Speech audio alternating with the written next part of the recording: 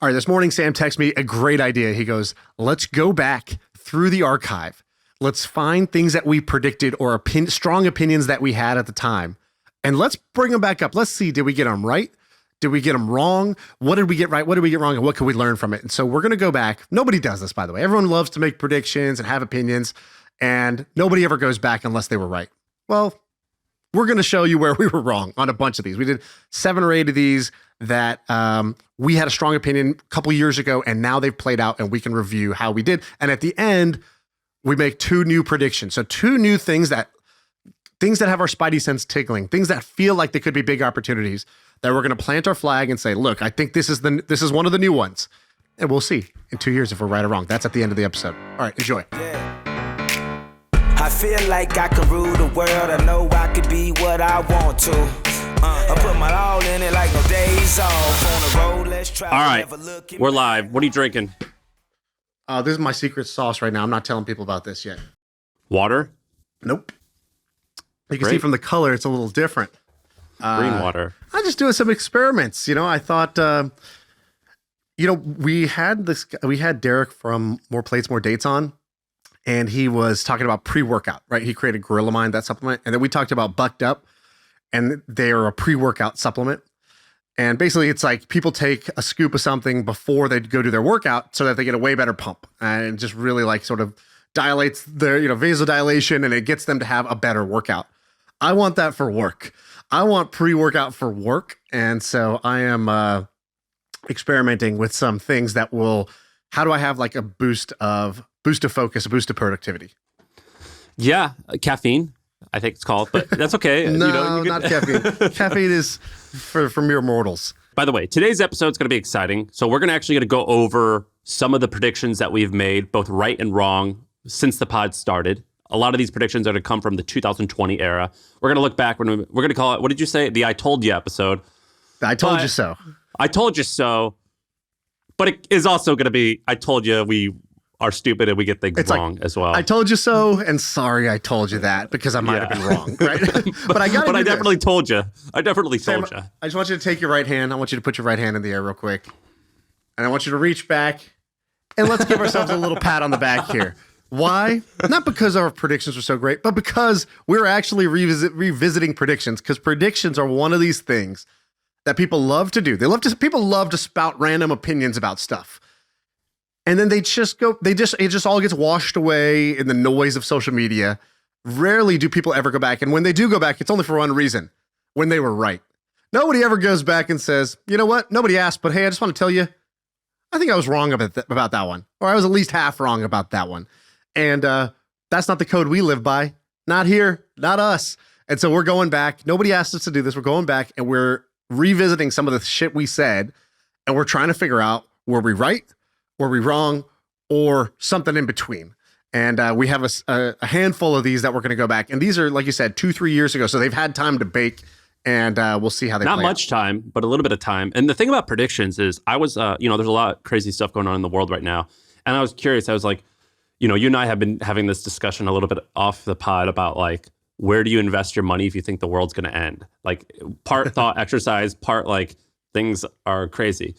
And I was looking at like a lot of really smart people, smart money people, Bill Ackman, Ray Dalio. You cited Ray Dalio. Ray said this. And my reply to you was, yeah, but he's been wrong about X, Y, and Z. And I had to go and dive deep about where they were wrong. Because if you just read the Wikipedia page, you see when they are right. Like Bill Ackman was right about all these things, but it's like, oh, but he actually lost a ton of money on this thing. So predictions are challenging because not only are they hard to make, but the people who get them right a bunch of times are also wrong a ton of times. So it's really challenging to know who to listen to. It's like a batting average, right? Like you can if you bat 300, I don't follow baseball anymore, but I think you're like an all-star. And that means, you're missing 2 out of 3, right? You're not hitting on 2 out of 3.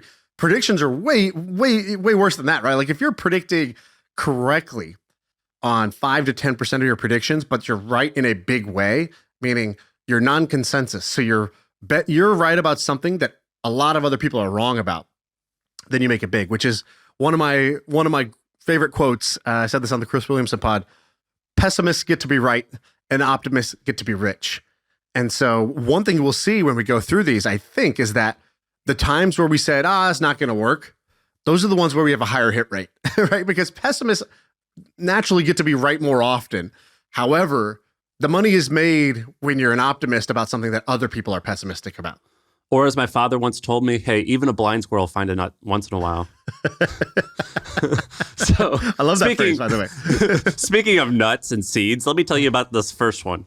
So a few years ago, I was interested in freezing sperm.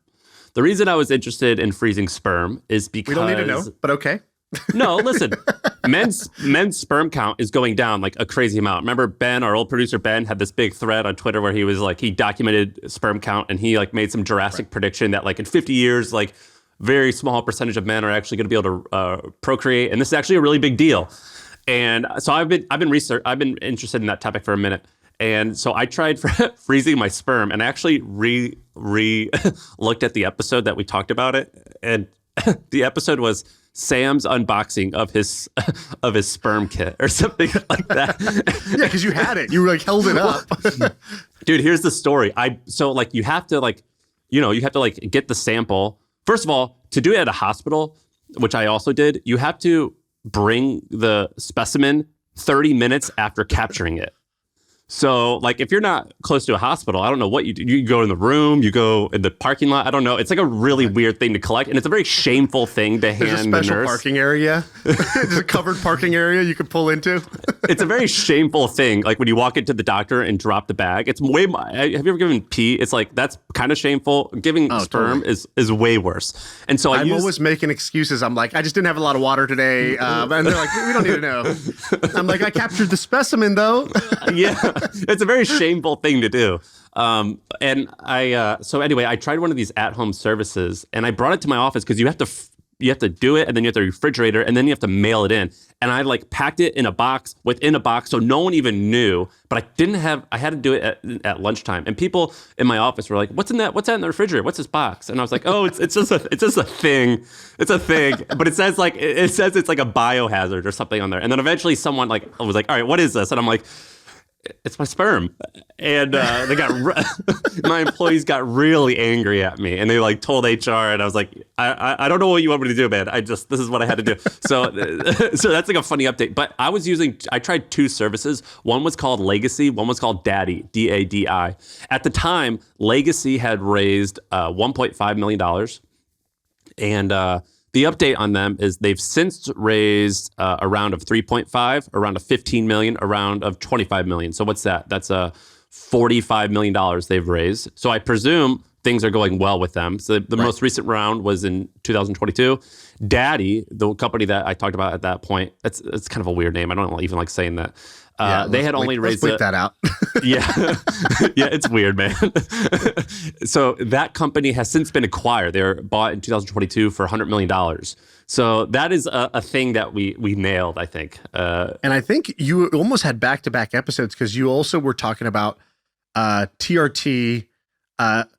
We said D2C-TRT. I think we were like six letters. If you want to make $100 million. D2C-TRT. And we were both like, that's a great idea. And I thought you were going to start that company because I was like, this is genuinely researched it like crazy. A fantastic idea. You researched it. And I was like, you're kind of shameless enough to go do that. But you didn't do it, but you did introduce me to the company that was doing it, I think. And we both invested in it, And we both invested in it. It's doing fantastic. A company called Hone. And they've gone, I mean, they're gangbusters. Every one of their updates is fantastic. So yeah, I think that was a right prediction, I would say. And those were both off the beaten path. I don't think a whole lot of entrepreneurs were thinking about capturing the specimen, so to speak. And you were, and that it paid off. I think I invested at a $10 or $15 million valuation. I haven't read their updates because I think it got sent to my old email. If you're listening to this, Hone, update my email. But I imagine that business is worth 9 figures. I would think. I think it's worth 10 times what we invested in. So anyway, that's an interesting one. TRT and sperm collection. Yeah, those are correct. Let's do one that was maybe incorrect. So we were bullish I don't know if we were bullish, but we were very fascinated on Bitclout. Another thing that we were fascinated is I remember the day you told me about what an NFT was. When you explained it to me, I thought it was awesome. You're like, I just bought this Kobe thing, this Kobe card, and I was like, all right, that's kind of cool. And then the world went a little bit crazy. The art for that one was actually amazing, which is like it was genuinely beautiful to look at. Whereas like NFTs then became like, I got this rock, I have this squiggle, and it was like, oh, okay, like you're trying to make a buck only. There is no like art aspect to this. And I think you paid $500. I think we paid $700 or something like that, and then we flipped it for 10,000. Like, I don't know, 30 days later. It was actually credit to Ben. So Ben was the one who got us talking to a bunch of NFT guys early on, and the right move would have been to just go crazy on it for a while or invest in the companies behind it. But I saw that this artist I really like, Boss Logic, was doing one, and the Kobe one looked great. I bought it, and then when I saw it selling for 10,000, I was like, I mean, it doesn't look that great. Like, I'll sell it to this guy and I can still look at it whenever I want. Well, so I was out of there. The other thing we talked about was Bitclout. So episode 164, March 26, 2021. I said I signed up to this thing called Bitclout because my friend Ryan Biegelman called me and he said, this thing looks cool. Let's try it. And so you and I both signed up for it. It was all the rage for a minute. So Bitclout. Ryan was on that episode. So he kind of was pitching it. He called us before, told us to get on, and then he pitched it to us on the episode. So what did he say? So Bitclout, by the way, it was basically Twitter, but there was a crypto component where you could buy into someone's right. You don't just username. Follow Sam. You basically buy some of the Sam coin. And if Sam is going to get more popular, other people are going to buy the Sam coin as well, because that's how you kind of subscribe or follow the person. And so you could we've all had this moment where you see somebody early on, you're like, oh man, this person's awesome. They're going to get big. And Bitclout was organized such that you could do that. And it also had almost like, because of that, it had a Patreon built in. It's like, oh, I already have all these kind of paying shareholders. I could just create content just for them. Only if you own X amount of my coin, you get to access this content, which is what OnlyFans and then the Twitter Blue subscribers and Patreon, they all do a version of this. So it was like baked in from the start versus usually those are third-party services. And it was a service. It was one of the very few crypto things I actually thought was interesting. I think you were saying it's interesting because let's do the Ryan one first. So Ryan goes, I remember when Facebook came to my college and we were one of the first colleges. It was really fun. This is the first time I felt like that in a long time. That's why I wanted to come on the show. And then you jumped in and you were like, yeah, two big differences though. One, you didn't have to have money on Facebook. You just, you just could go use it. And two, like, you're putting money into this thing that we don't know the people behind this. We don't know how it's working. Like, it's a little nerve wracking, and and there was no withdrawal button at the time. You couldn't even withdraw money from it. You're like, hey, red flag, money can only go in and it can't come out. And then we were like, nah, don't worry about all that, bro. Like, downer over here. and I said, here's my quote. I don't know if this is a scam. It kind of looks scammy to me. And then I had found out who's behind it. They were anonymous at the time, but I had found out who was behind it by asking around. And I said, I do know the founders. They're legit people in the tech scene, and they do have a reputation in our circles. And they had raised, I don't know, hundreds of millions of dollars from Andreessen Horowitz and others. And we had the founder on. Later, we had the founder on. And I said, and what I liked about it, I was like, today, if I sell on Amazon, I keep 70% of the value I'm creating being a merchant on Amazon. If I stream on YouTube, I'm keeping, 70% of what I actually not 70%, more like it's like a 60-40 split of the ad revenue. Twitch is, roughly 50%. Then you go down to like Facebook, Instagram, Twitter, and the users at the time captured zero. Like, those were multi-billion dollar companies that the users who created all of the content and consumed all of the content, the users did all of the work to create the value of the network, were getting nothing. And I said, well, it does seem like crypto is kind of cool because it can change that. It can basically reward the people who do the work, who create the content on these networks. And the second thing is we loved the growth hack. So what they had done was they took all the popular Twitter people and they just pre-bought a bunch of their coins. So when I joined, I think there was like $75,000 of value for me to just go claim. And I was like, okay, I'll push that button. Let's see what happens. And so they had used the money they raised to buy up popular people's coins, and then to claim your coins, you had to be like sign up for your account and tweet out, "Hey, I'm verifying my Bitclout," and that was kind of going viral for a bit. And that mechanic worked until it didn't work, and Bitclout failed. And we know several people personally, Dharmesh and a few others, that invested millions of dollars publicly into Bitclout. And that one, and so you know, smart people were doing it. It was an interesting idea. Ultimately, that idea failed. And so I would say, you know, we were excited. I was more excited about it than you for sure. You were like immediately, I think we were pretty much out, correct? Well, I was out, but I liked the idea of it. The idea of it was actually fairly interesting. Like, I liked the free money. Yeah, well, no, like Twitter ended up doing it where they just like gave you money. So I get paid, I think, $3,000 a year. It's on track for $3,000 a year for tweeting and like getting impressions. That's cool, but you didn't need the crypto component of it. No, but that's different. You get paid a share of ad revenue. Me for following you early on, kind of being one of your early believers, for retweeting your content, for all that stuff. I couldn't benefit from that, right? Yeah, but it's the same outcome for me as the creator. I get like, I feel a little bit more bought in. Well, no, because like, what was your last Twitter check? $50? Whatever 3,000 divided by 12 is. $300 maybe, something like that. $400 maybe. So let's say you made $400. Bitclout early on, when it had, I don't know, 50,000 users or something like that. Yeah, you're like 75,000. My account was worth $750,000. Like, you know, I could have literally pushed the button and cashed that out if I had wanted to. Dude, I cashed out a little bit of it. Someone bought a bunch from. Someone's like, "Hey, I'll give you Ethereum for all this," and I was like, "Yours." I sold it. Someone wired me. The funny thing, do you know there's a new one that's basically the same model and it's crushing right now? Friends in Tech or something? Friend Tech, yeah. I'm not on it right now just because I have been busy with other stuff, but it's generated like 250 million in revenue for the project itself, and I think it's distributed the equal amount to or people have generated that much on it as well. So then it sounds like Bitclout, well, let's do an update on Bitclout, but it sounds like we are wrong about Bitclout and that Bitclout didn't work. The idea did work in Friend Tech, right? I think I would bet that in the long horizon, let's call it 20 years, these networks will be built in with, these networks will do this. They will have a currency for the users on the network. And so the users who contribute to the network will own and control the network. So I do believe that's going to be true. Friend Tech, I think, is like another kind of like attempt. I don't think it's probably the one, but I do think over the long haul, somebody will do that. So where's Bitclout now? They changed this thing called DSO, I think, right? Yeah, they're doing a bunch of stuff. I haven't kept up with it, but yeah, Bitclout, they were like, oh, that was just one app on top of the DSO protocol. And then the DSO protocol had like many apps, the Diamond app and this app. I don't think any. The honest truth is, I don't think any of it's gotten off the ground in a meaningful way. All right, pick a winner, or don't pick a winner. Pick an interesting one. Okay, an interesting one. Okay, Clout kitchens. So way back, we did an episode. Let me find the.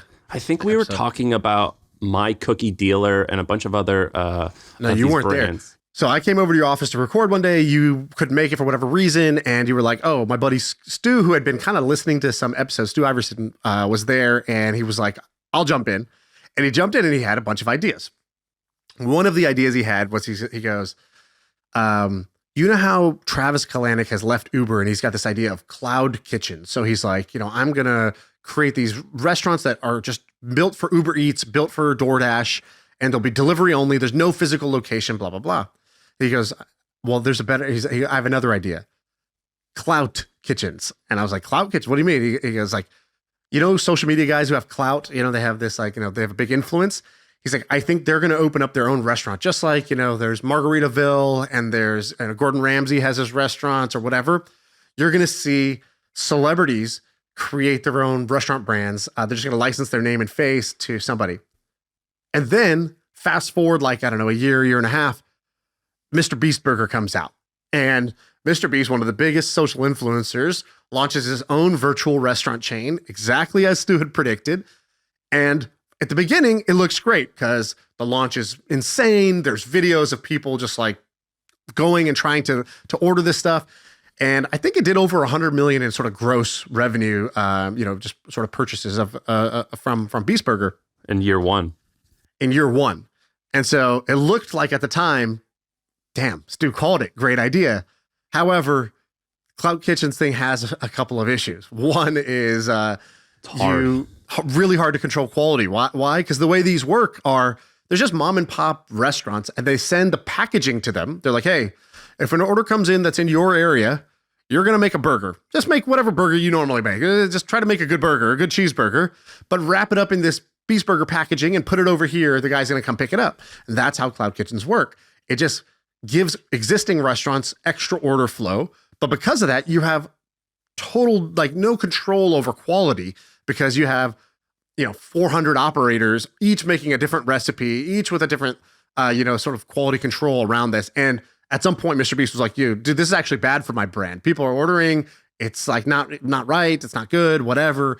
I need to distance myself from this. And now they're in a lawsuit with each other because they're like, nope, you signed your rights to us. We're going to keep calling it this.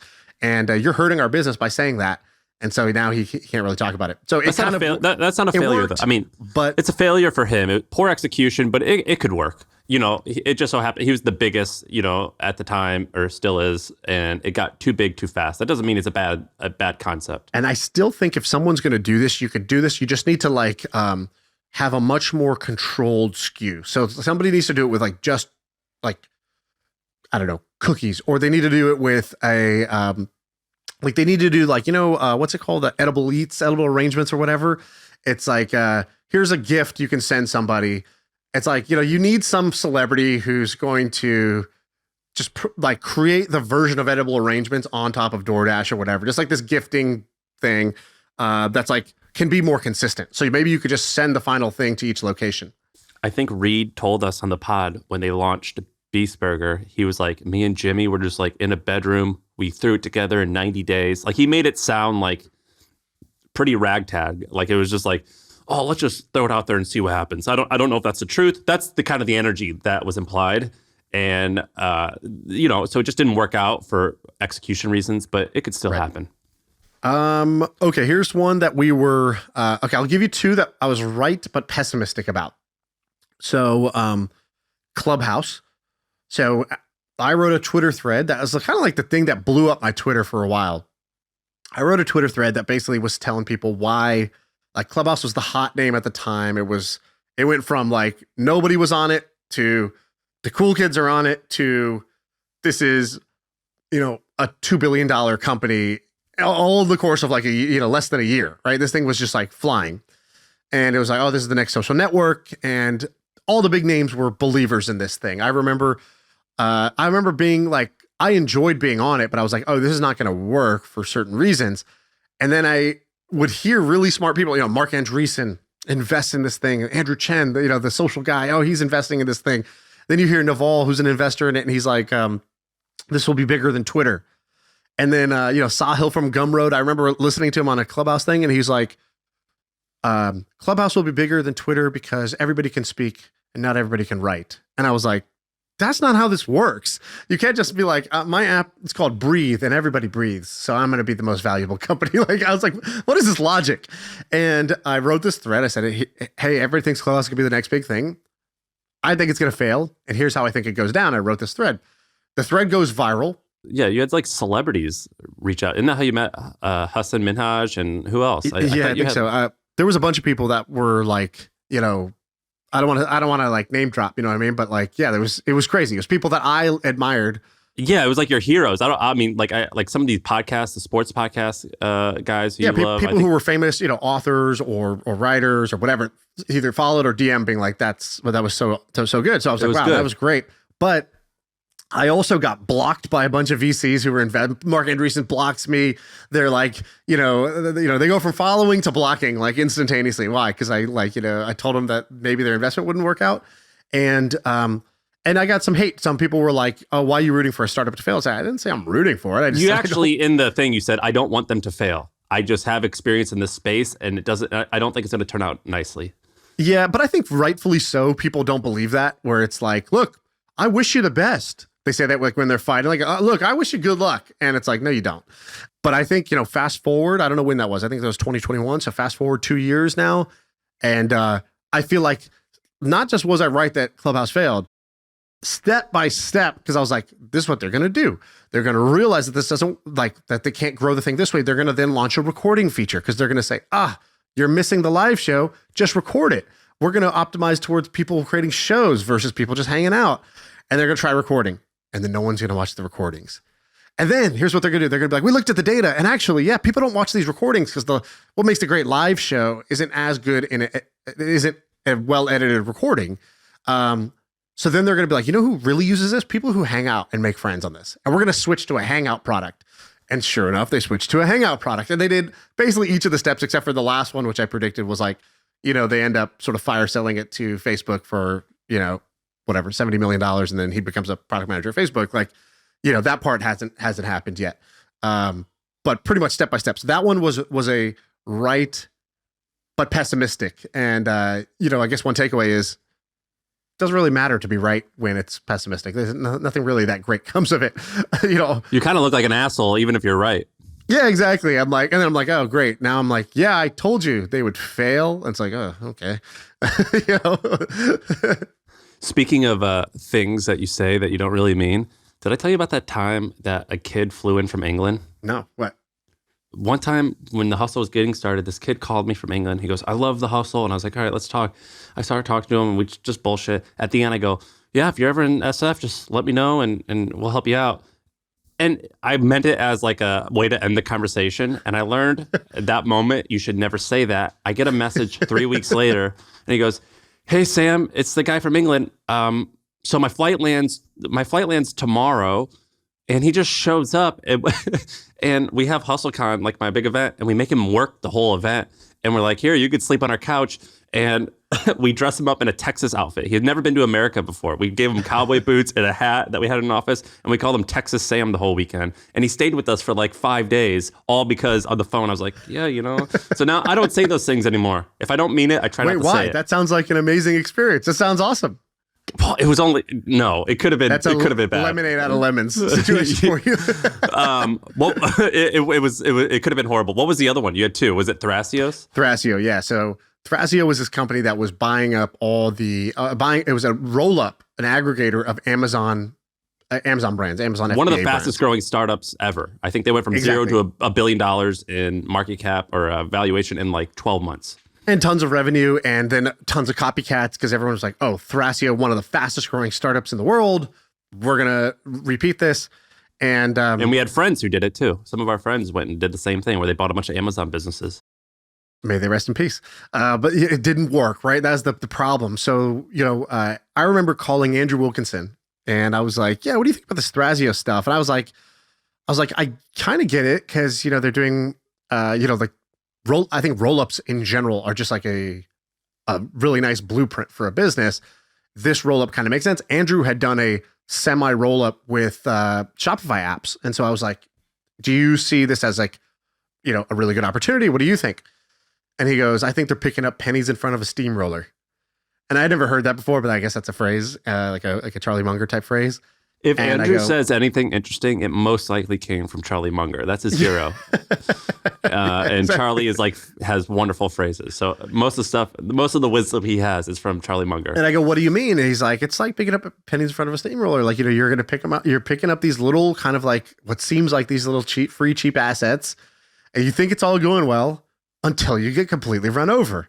And if you fast forward till today, that's pretty much exactly what played out. These guys bought up a bunch of businesses. They rolled up what looked like a lot of revenue. And then they got run over. And at the time, we did an episode. And the things we had said were basically, so I basically took Andrew's point of view. And I was like, that does feel more right than the other way. And I said, well, what could be the problems? And I was like, basically, these FBA businesses are not very durable. So if you're going to do a roll-up, you kind of want durability to be one of the highest characteristics. Like, normally in business, we think growth is the best thing. But actually, when you're buying businesses, it's more about not being wrong than it is about everything going right. And so you want durability when you're rolling these up. They bought trash. They would buy one of the 1,000 vendors on Amazon selling Chinese dog leashes for $25. You know what I mean? Like I think they bought trash. And so like, Amazon is not durable for many reasons. Number one, your spot in the rankings for these commodity products really matters. And like, it's a constant battle to get your ranking to stay high, which includes things like people going and leaving fake reviews on your thing so that your account gets taken down. Like, oh, let me just spam you with reviews so that Amazon detects you and then delists you, right? That's shit like that. Or copycats or people who pay more or whatever. Then there's Amazon themselves launching basics. So for every good category, Amazon's like, cool, here's the Amazon basic. And what do you know? It's at the top, right? Like that was also happening. Then there was the last thing, that's sort of the death blow, which is Andrew at Tiny. They sort of believe what I think a few other of these like holdco types believe, which is that synergies are massively overrated.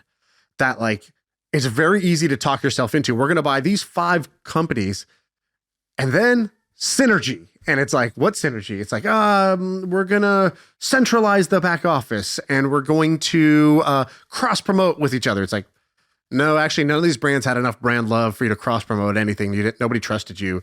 The synergies in the back office actually just turned into like a bunch of people not really watching what was going on in these individual businesses the way they were when it was just one person owning them. So what's the update on them? So Thrasio is basically dead. I don't know exactly what the stage is. It's either a fire sale, bankruptcy, but it's dead. And so are all of the aggregators. And so now there's like the opposite phenomenon. There's like a deloading, and which is actually probably a better opportunity to go pick the best 10 assets from all these aggregators who are completely underwater and they just have to, basically get rid of all these assets. And so, Thrasio and all the Thrasio copycats did not work out. All right, I'll tell you one that I wasn't exactly right. And the times that this turned out to be true, it didn't play out how I thought it was going to. So something that I've talked to you about, I think since 2019, 2020, was privacy. So if you look back on some of our episodes when we were still in the old office, so this was 2019, I had this insight from the founder of Pandora. So Pandora is the music service. The founder one time told me, he was like, yeah, like many of our users are like middle of America, like dentists who like have Pandora playing in the background. And what we've noticed about them is they sometimes won't sign up because they don't want to click the link that says they agree to our terms and services and our privacy statements. And to me, that meant the average Joe cares more about privacy than a lot of people think. At the time, 2019, privacy wasn't that big of a thing where you just click yes no matter what. I think and so I predicted there's going to be a lot of businesses that are going to be created on top of that. Another example that I had was DuckDuckGo. DuckDuckGo is a privacy search engine that doesn't like track you in the same way Google does. Their searches have gone up like crazy. And the business has gone on to raise $100 million, of which most of it, I believe, was a secondary sale. So they're quietly killing it. But I thought that this was going to be more popular than it has been. It's kind of gotten popular because TikTok. So I think in Minnesota it is, or Montana it is.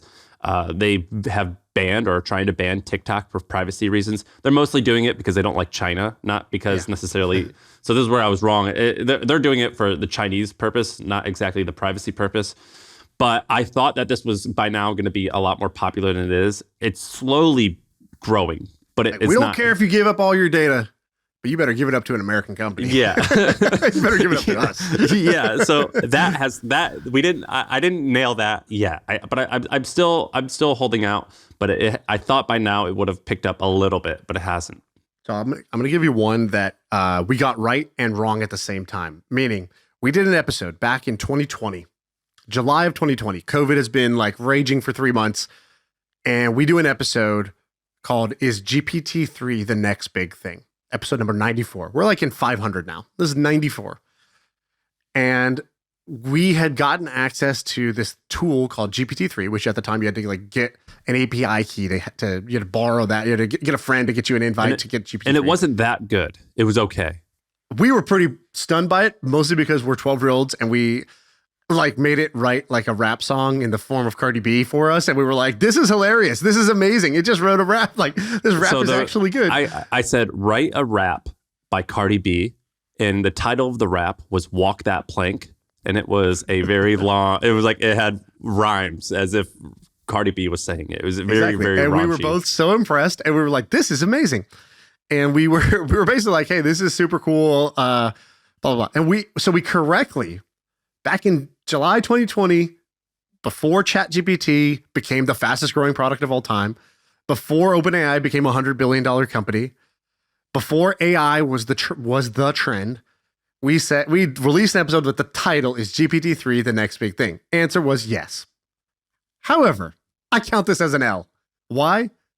Because we just giggled about the rap lyrics and didn't do shit else. We didn't do anything about it. The move, the optimal move was drop everything and go work for OpenAI. The second optimal move which you said. You said in one of the episodes, you said, if I'm smart, I should drop everything and go work in that area. And I'm not smart, turns out, right? Then I proved to myself that I was not smart.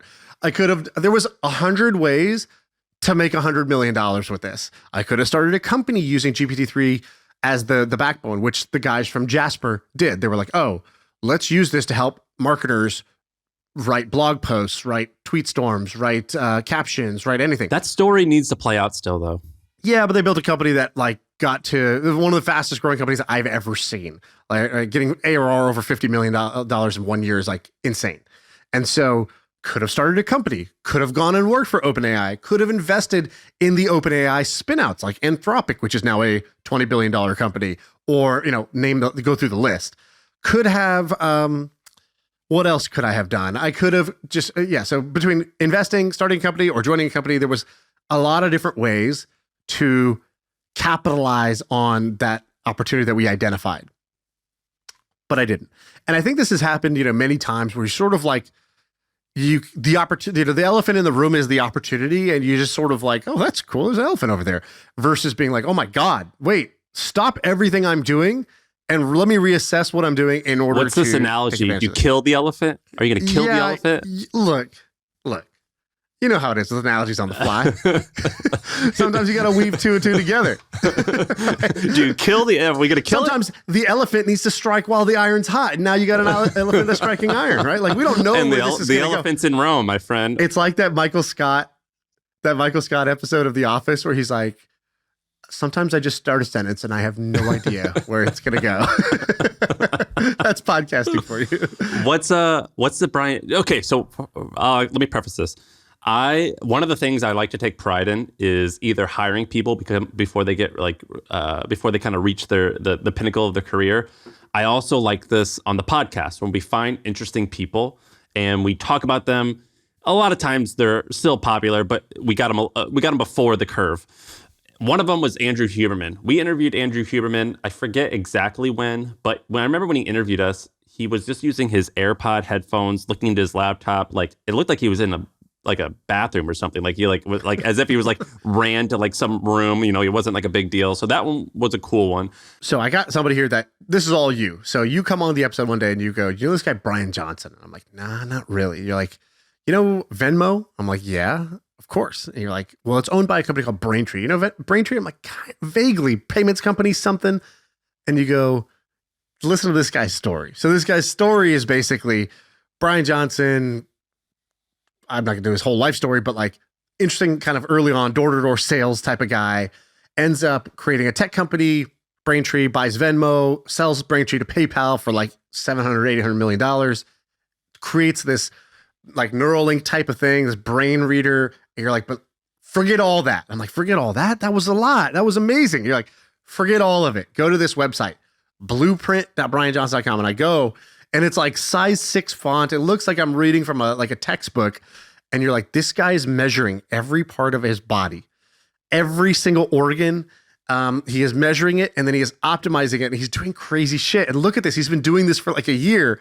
And I had never heard of this. Most people had never heard of this. Bryan Johnson now, I would say I think he's kind of tipped where actually in the tech industry, everybody knows about him.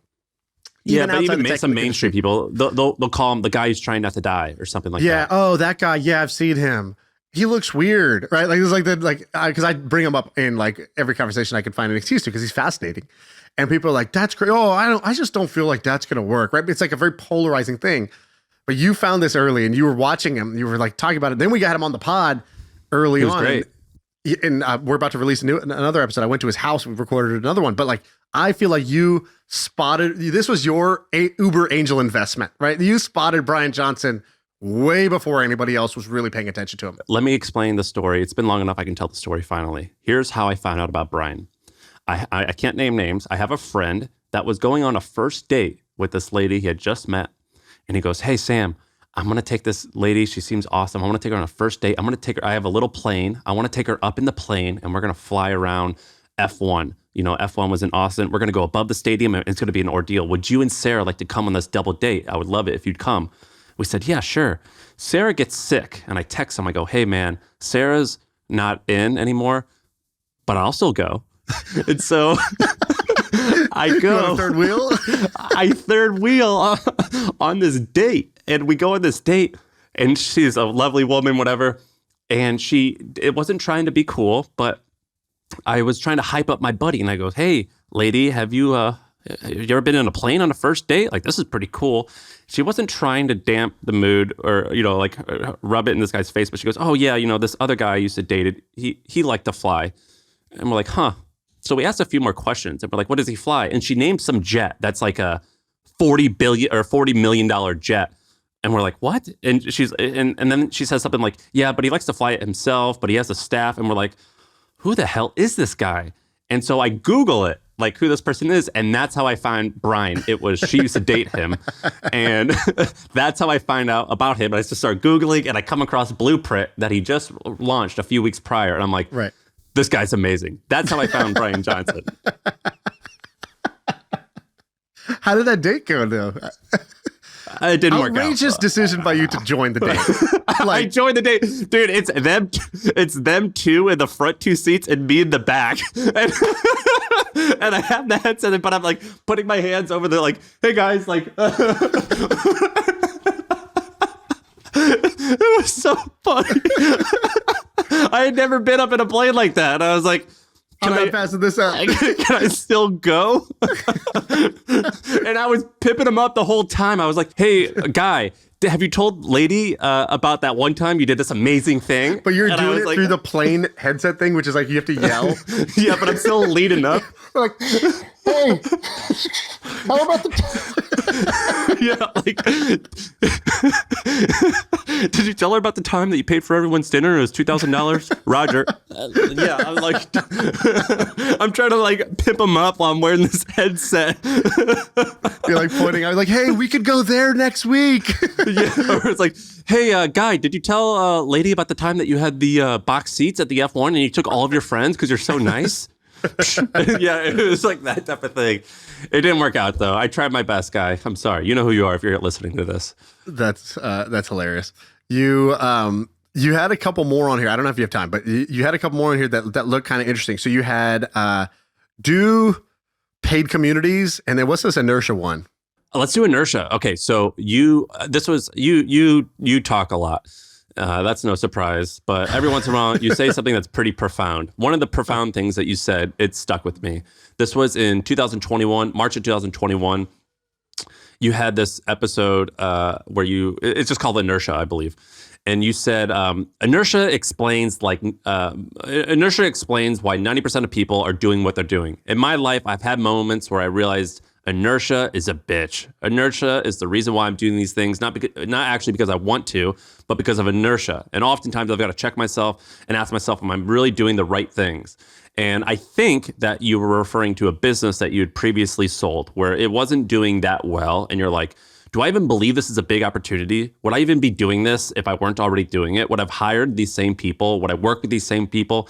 The answer at the time was hell no. And that's when you decided to get out. So my question is, A, no question, comment. That was good. That was a really good insight. But question number 2, you've since sold a business.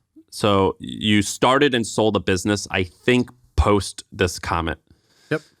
Do you still think about inertia? All the time. And by the way, this came to me. Think about inertia. Yeah, it's like the Roman Empire for some guys. For me, it's inertia. This happened because I had a come to Jesus moment. I was with our buddy Sully, and we used to go in San Francisco. If you drive like 30 minutes down south out of San Francisco, there's these like casinos that are like half casinos. Yeah. So we go down there, and we're hanging out, we're playing, we're having a good time. At the end of the night, he's like, so why are you, he's like, so I don't get what you're doing. And I go, like, casino? What are you talking about? He's like, no, this whole thing you were, because I was at Monkey Inferno at the time. And to the outside, what I was doing was the greatest job ever. If anybody had ever seen, you've seen our office at Monkey Inferno. It was literally the nicest office you have ever been to in your life. I called it a billionaire's playground is what it was. And that's what it was. He literally a billionaire literally built his dream office, and we just got to use it. There's a chef every day, and there's a gym, and but it's like for only the 15 people that we were there. And then you had 20 or 15 engineers who are paid really nicely, and you could just do whatever you want. And the job was, Shaan, you get to come up with any idea you want. Here's a team of super talented engineers to build them and designers. Here's the funding. You never have to go raise funding. You get paid salary and you own the equity. You can, by the way, you don't want to focus on one. Go ahead, do 4 at a time. Build 4 at a time. You have enough resources. Go ahead, do everything, right? And I'm 24 years old when he names me CEO. And at 24, that was the greatest opportunity, the greatest experience ever. At 25, incredible opportunity. Then I was 29 and I was still doing the same thing, except for now the pressure of like succeeding. Like at the beginning it was like, dude, this is going to be awesome. We have so many shots on goal. We're going to do it. Then we took a lot of shots on goal and we made some good things happen, but no big, huge win, which is what we were all going for. And by the end, we were really trying to like force a square peg into a round hole. It just wasn't working. But our mandate was like, build the next Twitter, build the next Snapchat. It's like, dude, that's really fucking hard to do. But like, okay, we're going to keep trying. And so I got this talented team in this beautiful office. I'm CEO. I'm getting paid well. I got equity. I got everything you would want. And here's my best friend, the guy I looked up to, saying, what the hell are you doing? And I was like, he's looking at me like I'm a junkie. Like, dude, what are you doing with your life? And I'm like, what are you talking about? This is amazing. Of course this is amazing, right? And he's like, you told me how much money you made back then, and I think it was like low 6 figures, it was over $100,000, but less than $200,000. And I remember when you told me that, I was like, I was making 160 at the time. Yeah. I was like, that's the most money of anyone I know. Like, you have $100,000?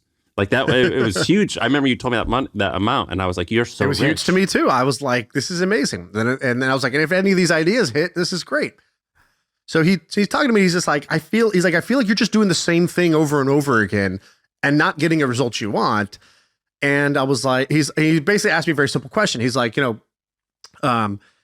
you weren't already working on this project, if I just took the project away, if tomorrow this whole company had to fold because, they forgot to pay their bills and whatever, this folded tomorrow, would you pick up the phone? Would you call these same people and say, hey, we're still doing this idea, right? That's the biggest idea we could possibly think of. It's the one we must do.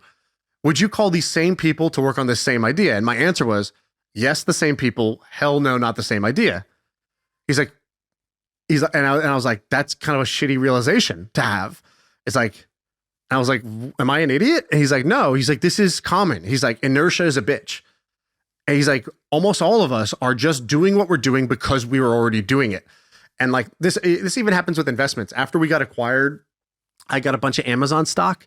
And so my portfolio was like super skewed towards Amazon. I was, all of a sudden, here's millions of dollars of Amazon stock. Okay. If you had just given me the millions of dollars, I wouldn't have put all of it into Amazon only. But because it was already there, I was like, should I sell Amazon? I don't know. It's a good company, right? It's like, because it was already there, my decision was totally different than if I had just re-underwritten the decision from scratch, saying if I just had this money today, is this exactly how I would allocate it? The same thing happens in a portfolio as happens in the time of your life. Like, would I allocate my energy and my talents to this project, or am I just doing it because I've been doing it? If I'm just doing it because that's what I'm already doing, and I think the sad answer is that for most people, they're doing what they're doing because they're already doing it. It's not the thing that if they had a blank slate today, they would just go back and recreate this. That's the same argument my wife gave to me about selling HubSpot stock. I've not sold any. And she was like, well, would you buy this stock anyway? My argument was, well, first of all, I do like the company, but do I like it enough to have that much of my portfolio in it? I don't know. But my argument is like, well, but I don't want to pay taxes. And frankly, yeah. I'm not sure if that's a good argument or not. But I am a victim of it as well. Yeah, of course. There's nuances to some of these things, but like that same principle just applies to a lot of parts of your life. A lot of people are in relationships they don't want to be in because they're already in the relationship. They're in jobs they don't want to be in because they're in it. And I just kind of had this, like, it was 2 a.m. and I'm in this Chinese casino and my friend is telling me this thing. And I remember we drove to our office, a badge in at like 2:30 in the morning. We go to the whiteboard and we say, we're going to spend the next hour trying to figure out if we can actually make this company work. And if at the end of this hour, we don't look at a plan on this whiteboard that we feel is like, this is going to work, like I believe that this is worth a shot, then I'm going to sell this company. Like tomorrow, I'm just going to get out of this company. And then at the end of that hour, we looked at it, we were like, these are all just like random long shots that like, we can't sit here and say we have a ton of conviction in. And then like the next day I talked to our main investor and I said, I think it's time to shake it up. Like I need to shake up something in my life. This is all beautiful. This is amazing. I can't believe you gave me this experience, but like, I don't want this anymore.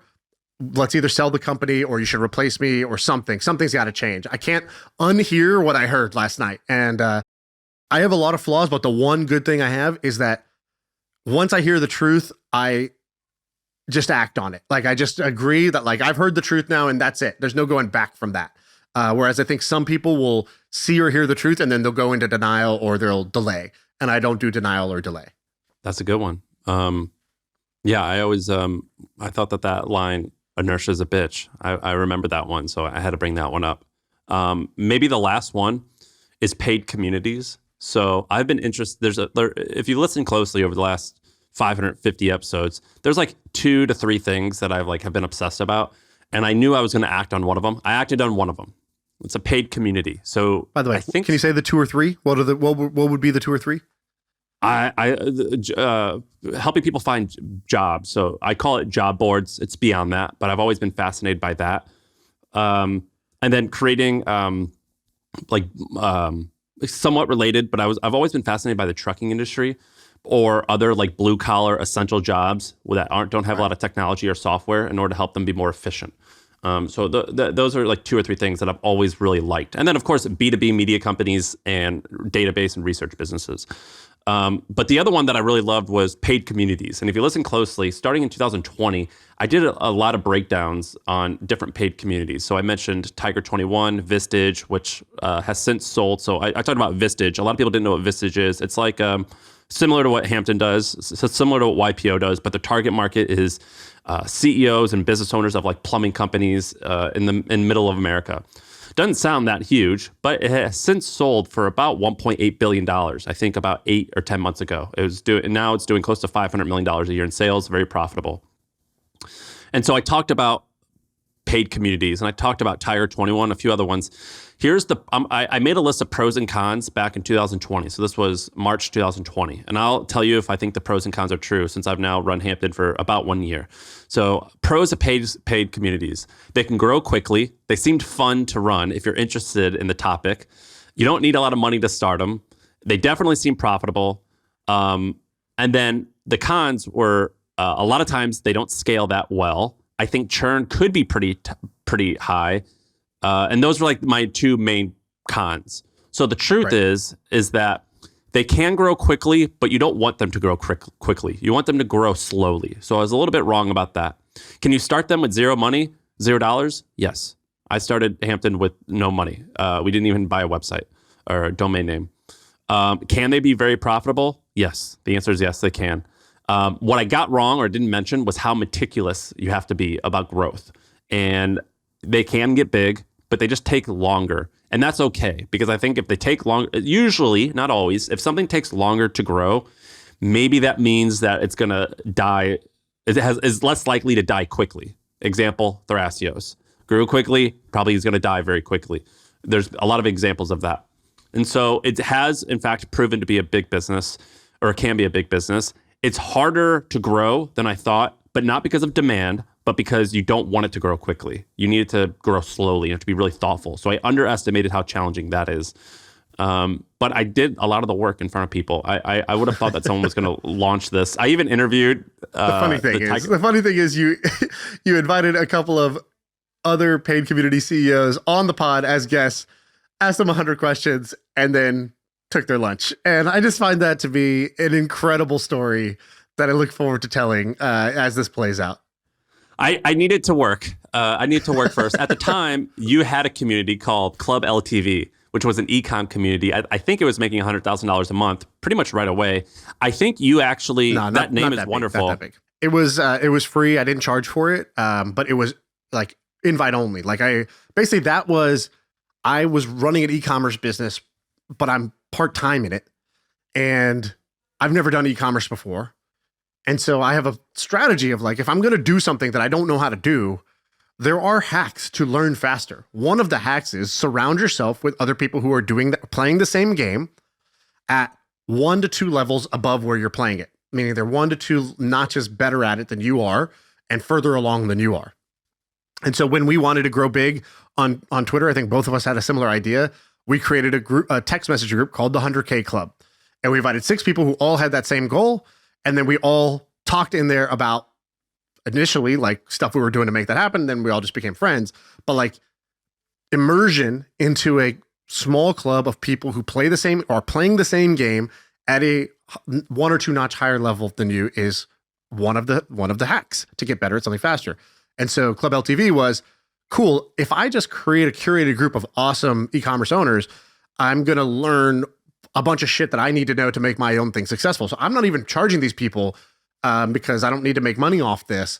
I want the information. I actually wanted the network from it. And that's exactly what I got out of it. But you made money through advertising. And so we you had have sponsors. Yeah. And that model actually works. So there's a company called Aventa who does this, but they did it with like chief information officers. So these are like Fortune 500. And they were making, they sold for 17 times profit for $250 million. So they're making, I think, 50 million in revenue. And then whatever that profit is, I can't do that math. But so that model that you had, it works. The downside, which I don't think you knew getting into it, logistically, it's a very operationally heavy business. It's very challenging. It's not, e-com is also operationally heavy, but it's more so like there's like 3 or 4 things that you have to nail. With people, there's like way more things. There's like people's feelings that you have to like account for. And it's a little bit more of an art. And it's actually quite challenging to hire help for that type of business. But you were onto something. And I actually think Club LTV, I think that one was a business that could have totally worked. Me and Ben, I remember we just had a conversation like, hey, do we want to actually turn this into a business? It'll work. It would be profitable. We just saw better opportunities for ourselves. But like, that's one where if I knew the right person, I would have totally just handed over Club LTV and be like, you're the operator of this now. There's a clear path to make this a business. There's like one called e-commerce fuel that's out there. That's kind of like which I love, older version of this. I was a paying subscriber. Really? Why? Why you didn't do e-commerce? I just thought it was awesome. Andrew, the guy who started it, I used to read his blog and I thought it was sick. It was $300 a year, I think. He listens to the pod. I talk to him every once in a while. I just thought it was cool. I thought e-commerce fuel was great. In fact, I was a paying member in Moise Ali, this very rich, successful guy. Sorry, Moise, I'm going to blow your cover. He used to use my account because he didn't want to pay $300 a year. He would use we would share a password. So like, it's pretty funny, but I liked e-commerce fuel. I thought it was great. It's still a thing. And he limits it to 3,000 people, I think, right? Something like that. I don't actually use it because it's a forum and I don't really love like forums and there's like live events or whatever. I like the way we did it with Club LTV. I thought that was more fun and easier to like actually participate in. So anyways, I thought that, that definitely could have been a business. Just, you got to pick and choose opportunities. So long story short, what do you think what's your takeaway from this? So like, what do you, okay, we made a bunch of predictions. We go back, we look, we see what we were right about, what we were wrong about. What's to the Chris Sparling question that I love, what's the right lesson to learn out of this? The right lesson to learn, there's a few. The number one is we make money talking about this stuff. And that's great. You could say we make a great living doing that. I feel like a puss for not acting on some of these things. I guess I acted on one, but like there's been 5 or 10 or 20 things where you've told me and I'm like, that's cool. I should go in on that. Mainly, there's only been 3 things that I've gone in on, which is TRT, but like, fuck, we talked about OpenAI. We should have put our money, I think you have in a few cases, but I should have put my money where my mouth was a little bit more. So that's one lesson, which is predictions aren't that easy or aren't that terribly hard. Having the courage in them is hard. Mine is the exact same thing, which is that the predictions that matter are the ones where you notice something early before everybody notices it. But then you like, that's, it's kind of cliche, right? Ideas are kind of cheap and execute everything. No, the idea is actually quite valuable. However, it's potential energy. You got to turn the potential energy into kinetic energy. How do you do that? Through like motion, right? So it's like chasing it down and actually doing something with it is where all the value gets created. And me and Ben have actually figured out a little bit of a better way to do this, both through like actually having like vehicles to invest in these things, but also we just continually stop and ask ourselves, like, I think in the last 6 months, there's probably been 2 or 3 times where we say, what's the thing that we see right now that 3 years from now, we're going to be like, dude, we talked about that. That was in front of our face. So why didn't we just go and meet the guy? Why didn't we go and invest in the thing? Why didn't we start one? Whatever it is, right? And so by asking that question regularly, like, what's the thing that's actually hidden in plain sight right now for us? I think I'm going to like turn that dial from like missing a bunch of these opportunities to taking advantage of them. We should do a whole episode on what those things are. Yeah, I will. I'll tell you the way I learned that, by the way, was I met this guy, Anamitra, and Anamitra came to my office and he was the first product manager at Twitter. And I was like, tell me what it was like back then. He's like, well, there was like, I don't know, 12 people in the company.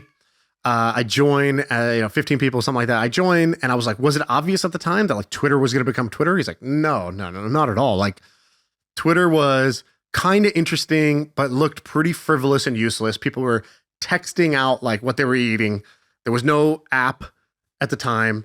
It was just, you just texted this number like 44444 or whatever, like whatever you were having for lunch. And in Silicon Valley, people were like kind of having fun with it a little bit, but it didn't seem like a serious, like, he's like, I had like job offers from Microsoft or whatever. Like I had serious opportunities. And then here was this like Twitter thing. Even the name sounded frivolous. And he's like, but I had learned one important lesson, which is that whenever you see like a phenomenon of behavior, meaning you see people acting in a way that seems strange, weird, or inexplicable or irrational, the natural reaction is to just write it off, be like, I don't know, those are weirdos. That makes no sense. Idiots, and move on. And he's like, what I've learned is, now he's a VC, and he's like, as a VC and as at the time, and he's like, thank God in my career, I realized that, which was when you see that weird behavior that you don't understand, the thing not to do is label it and write it off. It's to lean in and try to understand it. He's like, so I saw that people were like, why would you text out what you're eating right now? Like, why? And why do you like to see what other people are saying in that same way? Like, that seems completely like strange behavior, but people are doing it. He's like, anytime you see strange behavior and people doing it, like that's usually that's what an amazing opportunity actually looks like. And since he told me that, I then saw that many times over. Like we got acquired by Twitch. I remember in college walking into the dorm room, the guy next to me who lived next to me, and he was watching a replay of someone playing a StarCraft tournament. And I was like, you are king dork. Not only is StarCraft on your screen right now, you are not even playing. You are watching some guy in Korea play this game. That is literally like the dorkiest, dumbest thing. I literally made fun of him for like a year. Later when we got acquired and he's like, oh, you're head of esports at Twitch now? He was like, he was like, you fuck. And he called me and he was like, you used to make fun of me for this. And I was like, dude, I agree. I was totally dumb and wrong. I should have. By the way, I don't even play games, but I watch people on YouTube playing. Yeah, and I was like, I should have leaned in. Why would somebody do this behavior that seems completely irrational? Why would somebody watch someone else play video games on the other side of the earth through this replay that he had to download at the time? There was no Twitch at the time. It's like he had to download this thing off the server for 8 hours and then watch it at night. And I was like, weird. I don't want to hear it. And then, of course, so missing that 5 times has taught me like lean into that. Like, and I just remembered the OpenAI example, by the way. Sam Altman, president of YC, right? He had the best job in Silicon Valley. President of YC was the best job in Silicon Valley at the time. YC is probably the most like value generative company at the time, or like organization. He's the president. He got picked over anybody else. And he left to go join an AI nonprofit. I was like, what? Yeah, you're like, something's up. These billionaires are putting $100 million into this AI research company, this nonprofit. Why would they do that? And again, I was just like, weird. Sam doing a weird, inexplicable thing. Instead, I should have been like, hey, the smartest guy in Silicon Valley just left the most prestigious job in Silicon Valley to do this thing that sounds sort of like strange to me, lean in. And yeah, that's the lesson I would share. My takeaway of this whole thing. Let me wrap up with one quick thing. I forgot. I should have said this earlier. But we did this episode about this guy. I think he was in India. And we called him in and he like talked to us without his video on. And I found him because he had this website called Uber Pro. I think it was called Uber.pro. And I've Googled his name. I Googled his name last night. I can't find him anywhere online. Oh, he's gone. I can't find him anywhere. And if anyone can find him, please do this. This would be amazing. I want to see what he's up to now. He was 23 years old or even younger. And what I did was I gave him $1,000 and he gave me $10,000 in Uber credit. And for like years, I took an Uber Black everywhere because what he did was, I think this is how it worked. What he did was he found all of these Indian kids that were like in his town. And when you rode Uber for the very first time and you referred people, you got $25 in free credit. And somehow he made it so he could convince all these kids to take a free Uber, to get $25 in credit, and to continually refer themselves. I also think he ranked really high on Google for Uber discount code or Uber promo code. And so he accumulated millions of dollars of Uber credit, and you could buy the Uber credit from him for 10 cents or 20 cents on the dollar. And I found this website and I was like, I'm doing this. And I bought, I think $1,000 worth of Uber credit. And then you have to change your iPhone from America to Moldova. Your Uber account has to be in Moldova. And that was this loophole. And he was making a lot of money doing it. For a guy in India, he was making thousands of dollars a month, which I think in the pod, he's like, yeah, this is so much money. I think he was making 30 grand a month. And I've always wondered, what is that kid up to? I wanted to know. I remember having him on. He was fascinating. He was fascinating. That was a great arbitrage that the guy, had architected for himself. I don't know if it's illegal, but definitely against the rules, questionably unethical. But when you see things like that, they're going somewhere. And I've always wanted to know what happened to that guy. I want to leave you with two of the kind of, I talked about like, why am I hearing about this 3 times? Don't just ignore this. Like, I'm training my brain to not ignore these signals now. I'll give you 2 of them. For people who made it this far in the episode, these are the gem. This is the gem now. This is the part where you're like, holy shit, I can't believe they saved this for the end, which is basically the 2 trends that I see right now that are strangely big. Go to character.ai and pull up how much traffic you see that website has. Oh my God. I would have thought like 10,000 a month. And what's the real number? Oh my God. So 200 million. Exactly. 200 180 million. What? This, like, you could go to the Wall Street Journal, it won't have 200 million. You could go to New York Times, it's not going to have 200 million. No media site has that. And it has an average visit duration of 33 minutes. It's Beta.character.ai. Okay, so I've been on this all podcast direct talking about, I've been talking about AI, and I've been talking about like OnlyFans and this like kind of sometimes the crossover between AI and like this like AI OnlyFans thing. And I'm looking at investment opportunities in the space. There are so many companies that are doing this like chat with a AI type of thing, replica, character AI, whatever. And I never thought that would be a thing. They all have ludicrous traffic. We called it, by the way. We talked about replica like a year ago. Girlfriends. AI virtual girlfriends, exactly. And that's a lot of how people use this character AI thing. Like they kind of chat with the chat, Sigmund I think, Freud. goes into the gray area a little bit. I mean, it's a lot of like smart people like Einstein, but the top person is Ariana Grande and Billie Eilish, and then like some K-pop lady. Like there's probably a weird thing going on. People being as well. willing to chat with AI for a really long time, so easy to write off as weird, loser. But it's my friend watching StarCraft tournaments in the room next door, right? King dork behavior. I will not make that mistake again. This is definitely something. I don't think that these companies necessarily are the winners, but like, every product, there's a kind of like the wave 1 of attempts, wave 2 of attempts, wave 3, and then finally there's like the last mover, right? The last mover who actually nails it and builds a full-on product around this. And so there's something in this space that's like ranges from companionship to naughty chat that like with AI that's gonna be massive because the numbers are off the charts. The behavior of this strange thing is off the charts. Okay, that's one. Second one, which is less crazy, is there's a bunch of really smart people that are now have a new business strategy, and their business strategy is to buy wounded unicorns. And so heard it once, heard it twice, heard it 3 times. First heard this from Andrew Wilkinson. Andrew Wilkinson, he called me back a couple of years ago. I was living in my old house in San Francisco, and I remember him telling me, you know what I would do if I was you is I would find one of these startups that's raised venture capital, but is not going to become a $1 billion company, but they got to 5 million in revenue, 10 million in revenue. And you could buy these for cheap because they can't raise their next round, and there's no way out. And so there's not really like a good exit market for that group. And those people don't want to like fire a bunch of the engineers, stop paying high prices for their San Francisco office space, and like become profitable. They could in theory, but they're just not going to eat shit in order to do that. They're just going to shut it down, return investor money, sell the assets to whoever, and they're going to go start their next company or go get a job. He told me that first. He had then done that with a company called Meteor. So Meteor was this developer framework, and I think he bought a company that was doing like 5 to 7 million. It was doing like 5 million plus in revenue for like 1x revenue or less. I don't know. It was like some like ignore the multiple, the exact multiple. Like I think they raised $30 million or something like that. They had raised a bunch of money. It had customers, it had revenue, but it just wasn't going to be the next big thing, which is venture capital is called become the next big thing or bust. And what he realized was if they bust, we can pick some of these assets up. So Andrew had said it.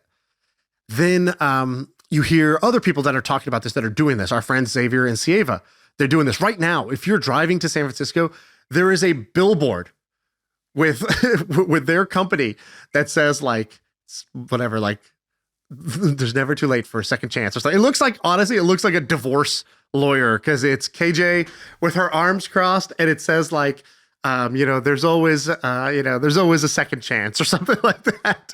And I don't know what they the billboard says. They literally have a billboard entering San Francisco. You know, like when you come in on whatever the 101, it's like, it's right there. And it's basically saying, like, don't just shut down your company, sell it to us.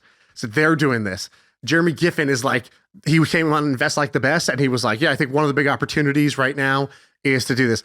You hear this 4 or 5 times from smart people. Like, you got to be an idiot to not realize that there's probably something there. And it's like, it's not, you're hearing it from the news. Like, you got to know where you're hearing it from. You're not hearing it from the news or like the hype cycle type of things. It's like, you hear smart people mention these things in kind of passing or these opportunities, but it's not consensus yet. And you realize like, oh, that's probably one of these, like what I call like, value spots or fat pitches. So like, what are the big fat pitches that you could go swing at? You don't have to go swing at it, but like you should identify that at any given time, there's like a couple of fat pitch opportunities that you could be going for. That's one of them. I want to learn more about it. How do you find, I want to know, I've got questions like, how do you find them? Just run like Hampton, bro. Don't even think about it. Just keep running Hampton. You already got your fat pitch. Well, by the way, love saying fat pitch, by the way. Just a fun phrase to say. Yeah, I agree. It's a good one. It's a good one. Where'd you steal that from? Teddy Williams? Warren Buffett. Who stole it from Ted Williams? Who knows? I know. He said it in his biography. I know. Hard to say. No, I said it very easily. All right. That's the pod. I feel like I can rule the world. I know I could be what I want to. I put my all in it like no days off. On the road, let's travel, never looking back.